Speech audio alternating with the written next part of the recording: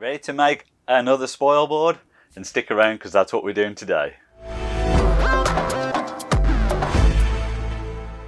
Hey everyone, and welcome to another episode of James Dean Designs. If you're new to the channel and love CNC, make sure you hit that subscribe button in the corner to get all the latest videos.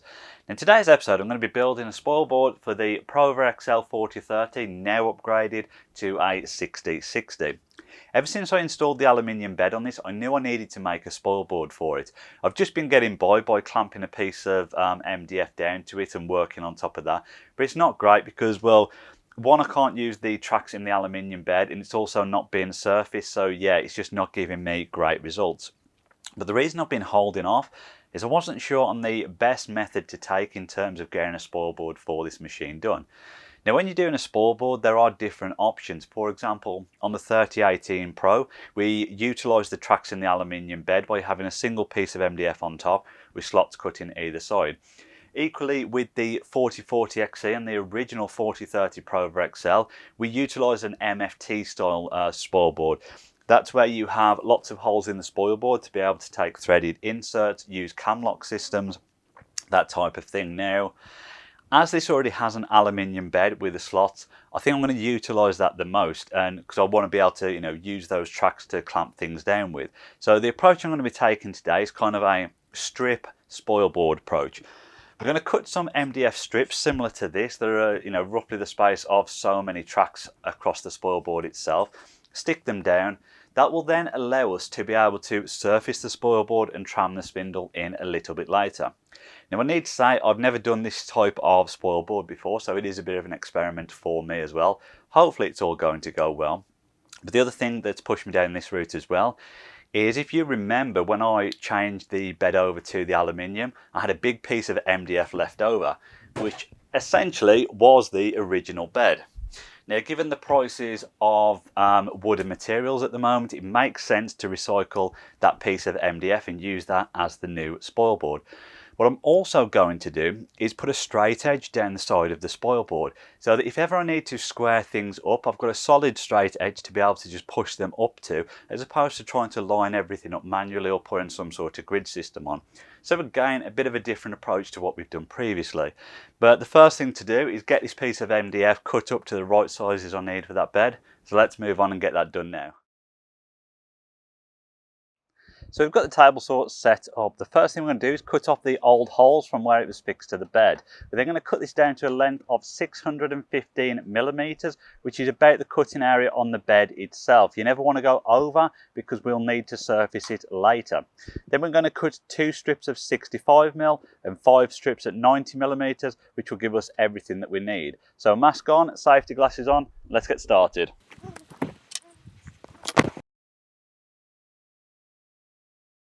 So hopefully with everything in place, it now makes a bit more sense than my rambling at the start of the video.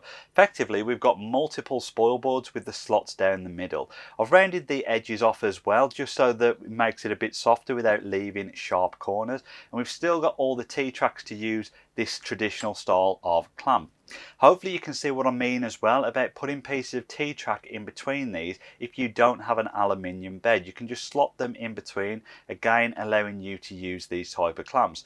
Now, what I'm going to do later on as well is fix our piece of material on this edge here. I'll use the router to cut at the full depth of it to put a perfectly straight line down it, and that will be parallel with the y-axis.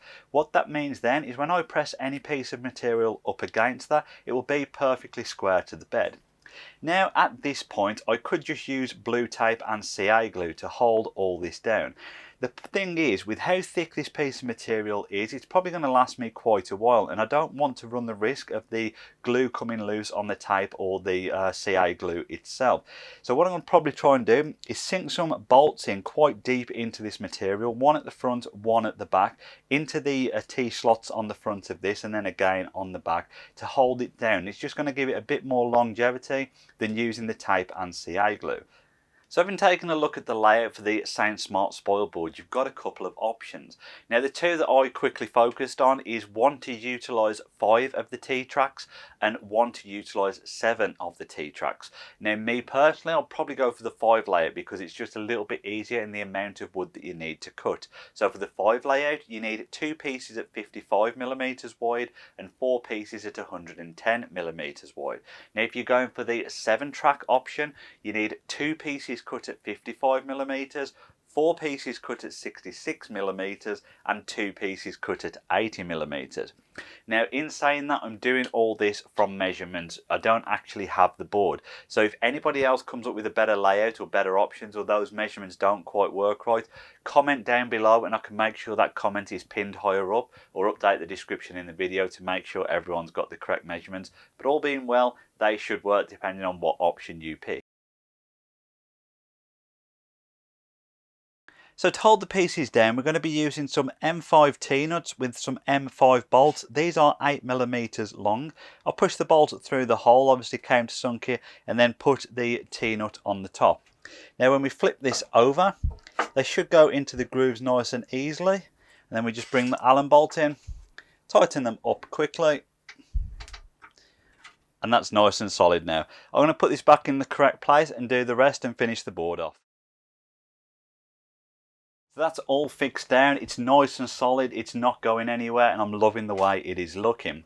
Now in previous videos I've advised not to bolt the Spoilboard down because, well, if a bit gets dug in and goes too deep, you run the risk of ruining it and possibly damaging your spindle as well. Now the reason I've done it with these today is because this is quite thick material and I've really sunk the bolt in there. So we've still got, I don't know, a good 12mm worth of depth on there. So I'm going to get a couple of surfaces out of this board, and if it does dive in, that's going to be one hell of a mistake for it to go that deep and potentially ruin anything. Now the next stage is basically to get all of this surfaced. Now I've covered this multiple times in previous videos, and what it essentially means is to take a top layer off the whole Spoilboard to make sure it is level. Because what you sometimes find is that one corner may be high, one corner may be low, and the only way to get it all parallel with your X-axis gantry is to use something like a surfacing bit or a bottom cleaning bit to basically take that top layer all the way off. And that's what we're about to do now. One quick tip that I've done previously: use a pencil, scribble all over it, and once you've taken that top layer off and all of that scribble has gone, you know it's perfectly level. So we're going to move on and surface the Spoilboard, but I just want to say at this point, I'm not going to cover it in as much detail as I have in previous videos. And there's a couple of reasons for this. Firstly, as I mentioned, we've already done it when we did the 4030 PROVerXL Spoilboard. So a lot of the finer detail was covered in that, and if you haven't seen it, do check out the link in the corner, either now or after when you finish watching this video. It covers things like how to set the actual computer up to run the program, where to put the bit to start, those type of details that we're not going to cover today. The second reason is my machine is going to be slightly different to yours. And what I mean by this is I've already mentioned the aluminium bed is a slightly different size to the Sainsmart one, but also when you set your 6060 machine up, you control where the limit switch brackets go. Now, if yours is slightly out in comparison to mine, you're going to be tripping the limit switches every time you run the program. So that's one reason I'm not including it. It does require you to create your own program to do this. It's not difficult, but what I would say is be patient with it. Design the area you're cutting bigger than your Spoilboard. So if your Spoilboard is 600mm wide, add 5mm or something either side to guarantee that the bit overhangs, and also the top and bottom as well. Otherwise you'll end up with little radius pieces in the corner and bits where it hasn't quite taken it out. So that's one of the best pieces of advice. The other thing really is do a dry run or a test run first. So either don't put the bit in and make sure your router can go all the way around without tripping the limit switches, because we are pushing it edge to edge when we're doing these Spoilboards. The other thing is when you do put the bit in and go to run it, keep an eye on it. If it doesn't look right when it first starts moving, stop it, return to zero, adjust your designer and then go again. So I make it look like I get it right in the video, right first time in the videos, but I don't, and I can guarantee when I come to do this one, it's going to take me a couple of attempts. So we'll move on and let's see how we go. So I'm going to move on now, install the bottom cleaning bit into the DeWalt router and get a top layer taken off all of this to get it perfectly flat.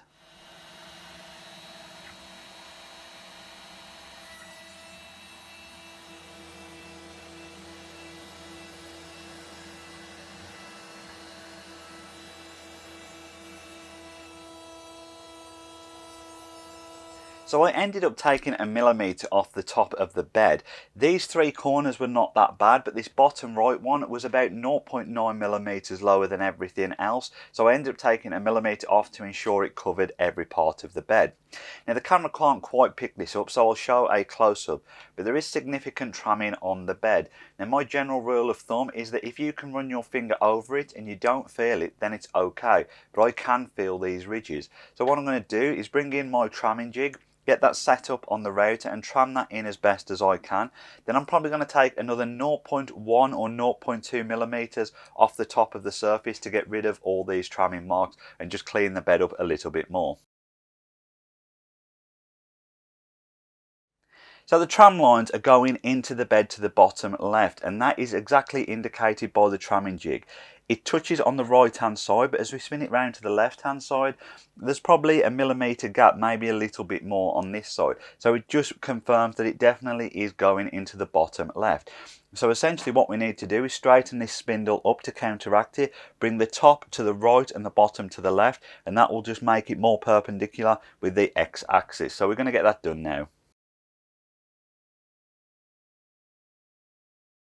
So I've taken out the balance issue on the left and right. It's now not touching on either side, but we have now got as a result it's touching on this side of it. Only a fraction, so we just need to tilt it back slightly. You can do this a couple of ways. You can either try and shim the carriage itself, but what I'm going to try and do is twist the gantry just that fraction, because if I start loosening the bolts back off on this, we potentially run the risk of it going left and right again. So I'm going to slacken a couple of bolts off on the gantry, try and take that bit of a twist out to get it back level and perpendicular with the x-axis.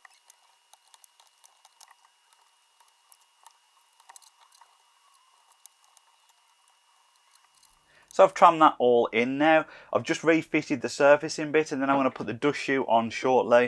And what we're just going to do is take about 0.2mm off the top of this just to guarantee that it's all flat, and we get rid of these tram lines.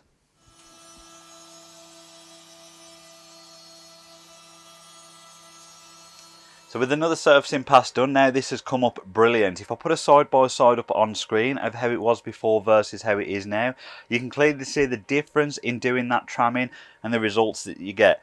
It minimises all of those little ridges in the Spoilboard, and it just makes it much flatter for us to get our work done.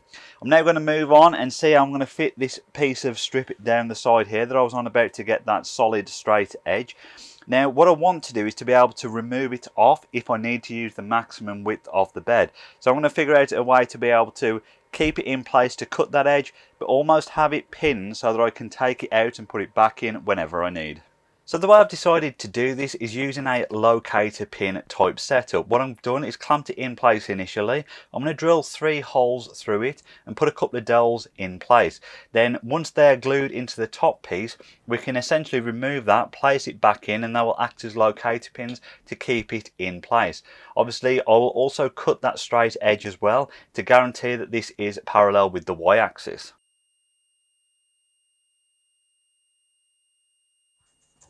There we have it. So now it can be removed, placed back in as and when I need it, and it gives me that solid piece to align things to. The next step now is we're going to put a 1/8 bit into the DeWalt router, and as I say, just trim that straight line right down the edge. So we've got everything in place. We're going to trim about 5mm off the side of this piece, and as I say, that gives us the perfect straight edge then to use. So let's get this job going and get our straight edge cut. So we've got our perfectly straight edge cut. We can get rid of the scrap. Run a piece of sandpaper just to take off this little bit of a slight rough edge. Get the dust out of the way. And we're good to go. This should now come out. Perfect. Hasn't even left a mark, which means we've got the depth exactly correct. And we can always pop it back in whenever it's needed. So there we have it, it's all done. Now, as I said at the start of the video, it's the first time I've done a spoil board like this. It feels like it's been successful, but obviously the proof is going to be when I do my first carving or engraving on it to see if it needs any modifications. A sign of its success will be if you see it on future episodes without any modifications.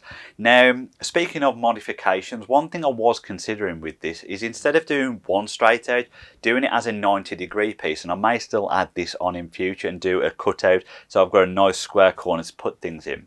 The reason I didn't do it today is because in theory, if you've got one straight edge and your material is also square, butting them up should mean everything comes out nice and square anyway. So yeah, I'll see how I get on. I might add the 90-degree corner in, but I'll see if this single straight edge works enough for me. And if you do try doing this design, let me know how you get on. Either comment down below or send me some photographs of how it looks. I'm curious to see how other people find it. Obviously, we've had to do some additional cutting with the material and stuff today, but any good sawmill or timber yard will be able to do that for you and cut them down to size, so don't forget about doing that. Now, that is everything for today's episode. Thank you all very much for watching. Final thanks as always goes to my patrons. If you want to get involved, check out the links in the description area below.